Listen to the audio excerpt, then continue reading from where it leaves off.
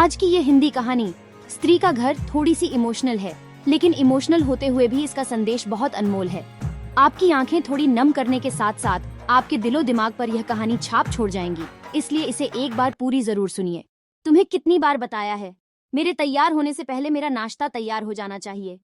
शादी के 25 सालों बाद भी मुझे क्यों बार बार एक ही बात बतानी पड़ती है? लता, तुम्हें क्या है? तुम तो आराम से घर पर रहोगी, मुझे काम पर जाना पड़ता है। तुम हो कि हमेशा बेवकूफों जैसी हरकत करती हो। अगर तुम ये जानबूझकर करती हो तो याद रखना, मुझसे बुरा कोई नहीं होगा।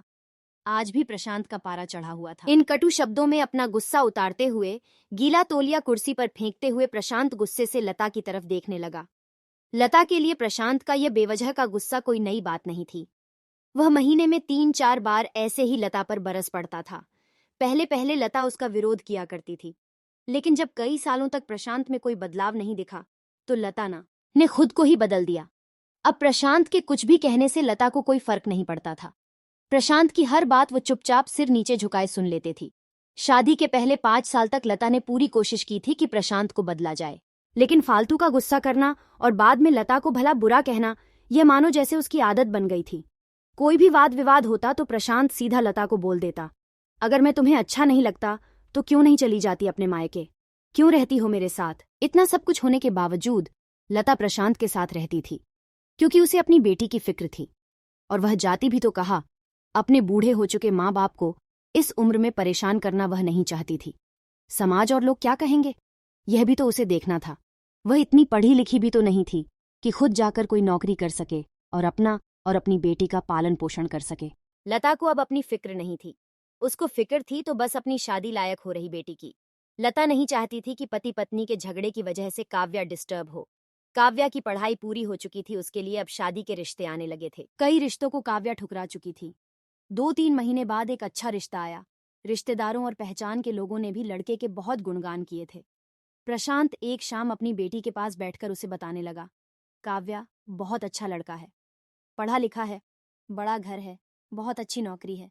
ऐसे रिश्ते बार बार नहीं आते बेटा, इस बार मना मत करना। काव्या अपने पिता से ज्यादा बात नहीं करती थी। शायद डरती थी या शायद नफरत करती थी, लेकिन आज वो अपनी पूरी हिम्मत इकट्ठा कर बोली, मुझे अभी शादी नहीं करना है पापा, मैं नौकरी करना चाहती हूँ, खुद अपने पैरों पर खड़ी होना चाहती हूँ। हाँ तो उसमें क्या बड़ी बात है? मैंने लड़के से बात की है, वह तुम्हें किसी बात के लिए नहीं रोकेगा। तुम शादी के बाद भी नौकरी कर सकती हो, वह तुम्हें नौकरी के लिए परमिशन दे देगा। प्रशांत बोला, मेरा नौकरी करना या ना करना उसकी परमिशन पर क्यों डिपेंड रहेगा पापा? काव्या ने पूछा। मैं कह रहा हूं ना, तुम्हें किसी भी चीज की कमी नहीं होगी वहां। ऐसे रिश्ते बार बार नहीं आते, इसे ठुकरा मत, बहुत खुश रहोगी तुम वहां। प्रशांत बोला, पापा क्या मैं उतनी ही खुश रहूंगी जितनी मम्मी इस घर में खुश है? काव्या ने तंज कसते हुए कहा। आज तुम्हारी जबान कुछ ज्यादा नहीं चल रही? प्रशांत गुस्से से आंखें बड़ी करते हुए बोला, पापा मुझे शादी ही नहीं करनी है, क्योंकि शादी के बाद अगर वह लड़का आपके जैसा निकला तो मैं क्या करूंगी? मुझे आपके जैसा जीवन साथी नहीं चाहिए जो बिना बात के मुंह पर हमेशा चिल्लाए। मुझे कुछ भी अपनी पसंद का लेना हो तो 10 बार सोचना पड़े, कहीं वह नाराज ना हो जाए। मेरी तबीयत कैसी भी हो उसे परवाह ना हो। रोटी थोड़ी सी मोटी बन जाए तो घर सर पर उठा ले, उसकी चेकबुक ना मिले तो भी मेरा ही दोष निकाले, और हर छोटी मोटी बात पर मुझे मायके जाने के लिए कहे। काव्या ने अपना दिल खाली करते हुए पापा से सब कह दिया। प्रशांत का गुस्सा 7वें आसमान पर था, लेकिन उसके मुंह से एक भी शब्द नहीं फूट रहा था। वो काव्या की बातें सुन रहा था। काव्या उतना ही बोलकर चुप नहीं हुई। आज पहली बार वह अपने पापा के सामने इतना कुछ बोल रही थी।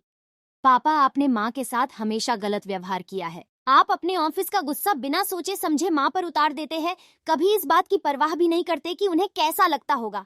आपकी बातें सुन सुन माँ ने अपना स्वाभिमान खो दिया। प्रशांत आज पहली बार अपने किए बर्तावों को महसूस कर पा रहा था। वो इतना ही बोल पाया, जो तुम्हारा मन है वो करो, मैं तो इतना बुरा हूं ना? काव्या ने प्रशांत का हाथ पकड़ा और बोली, पापा मुझे सिर्फ एक सवाल का जवाब दे दो, क्या आप चाहेंगे कि मेरा पति आपके जैसा हो? अगर आपका जवाब हाँ है तो कर दीजिए मेरा रिश्ता आज ही, और ना है तो मुझे आत्मनिर्भर बनने दीजिए। प्रशांत कुछ भी ना बोल पाया और वहां से चुपचाप बाहर चला गया। आज उसे लता के सामने जाने में शर्म आ रही थी। चलते चलते उसकी आंखों से आंसू बह रहे थे। प्रशांत ने आज से अपने आप को बदलने का निश्चय किया। अगले दिन से लता ने अपने पति में काफी बदलाव देखा। वह सोचने लगी कि जो हिम्मत काव्या ने दिखाई है, वह हिम्मत अगर मैं पहले ही दिखा देती तो शायद आज परिस्थिति कुछ और होती। अब काव्या पढ़ लिख कर अच्छी नौकरी करने लगी थी और 3 साल बाद उसके लिए एक अच्छा रिश्ता आया और उसकी विदाई पर प्रशांत बोला, बेटा तू हमेशा खुश रहेगी क्योंकि तेरा पति तेरे बाप जैसा नहीं है। प्रशांत की यह बात सुनकर लता और काव्या की आंखों से आंसू बहने लगे। दोस्तों, हमारे समाज में औरतों को भले ही देवी का दर्जा दिया जाता है, लेकिन वह स्वतंत्रता नहीं दी जाती जो उन्हें देनी चाहिए। उन्हें बचपन से ही बताया जाता है कि वह पराया धन है। स्कूल से आने में देर हो जाए तो पिटाई मिलती है। मोबाइल पर बातें करते हुए दिख जाए या खिड़की से झांकते हुए दिख जाए तो शक किया जाता है। माँ बाप का घर तुम्हारा नहीं है, पति का घर ही तुम्हारा घर है। जीवन भर ये बातें बता बताकर उन्हें ससुराल भेज दिया जाता है और एक दिन किसी छोटे मोटे झगड़े में ससुराल वालों से उन्हें सुनना पड़ता है कि इस घर को छोड़ दो और मायके चली जाओ। अब आप ही बताओ दोस्तों, ऐसी स्त्रियों का सच्चा घर कौन सा?